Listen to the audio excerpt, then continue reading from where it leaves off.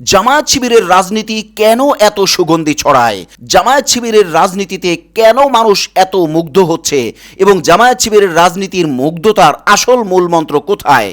আসসালামু আলাইকুম রহমতুল্লাহ। প্রিয় দর্শক, জামায়াত ইসলামের রাজনীতি কেন এত সুগন্ধি ছড়ায়?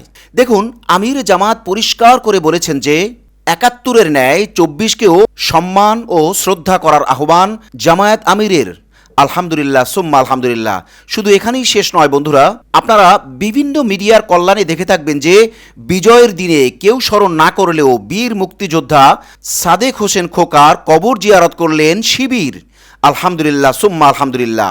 এই খবরটা আপনি মোহতারাম শাহজাহান চৌধুরী সাহেবের পেজ থেকেও দেখতে পাচ্ছেন।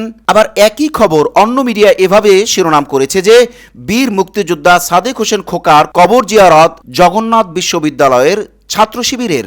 আলহামদুলিল্লাহ, এভাবেই আপনি বিভিন্ন মিডিয়াতে বিভিন্নভাবেই দেখছেন। এজন্যই জামায়াত শিবিরের রাজনীতি প্রতিনিয়ত মুগ্ধতা ছড়িয়ে যাচ্ছে, সুগন্ধি ছড়িয়ে যাচ্ছে। আলহামদুলিল্লাহ সুম্মা আলহামদুলিল্লাহ। এর মূল কারণটা কি জানেন? এর মূল কারণটা হলো জামায়াত শিবির সকলকে নিয়ে মিলেমিশে দেশ গড়তে চায়, কল্যাণ রাষ্ট্র গড়তে চায়, যেটা আপনি আমি আমরা বাংলাদেশের সকল মানুষের চাওয়া ও প্রয়োজনও বটে।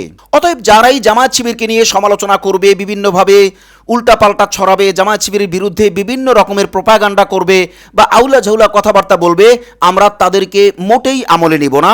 আমরা শুধুমাত্র জামায়াত শিবিরের একের পর এক ভালো কর্মগুলো জাতির সামনে সোশ্যাল মিডিয়ার মাধ্যমে বিভিন্নভাবে আমরা তুলে ধরার চেষ্টা করব ইনশাআল্লাহ, যাতে জামায়াত শিবিরের যে এই মুগ্ধতা, জামায়াত শিবিরের যে এই সুগন্ধি, জামায়াত শিবিরের যে এই একের পর এক ভালো অ্যাক্টিভিটিস, এই বিষয়গুলো মানুষের সামনে খুলে খুলে তুলে ধরা দরকার। তাই কল্যাণ রাষ্ট্র গড়তে দল মত নির্বিশেষে আমরা জামায়াত শিবিরের পাশে দাঁড়াই এবং জাতিকে একটি কল্যাণ রাষ্ট্র উপহার দেই। বন্ধুরা, আজ তাহলে এই পর্যন্তই। দেখা হচ্ছে পরবর্তী কোনো লাইভে অথবা পরবর্তী কোনো ভিডিও বার্তা ইনশাআল্লাহ।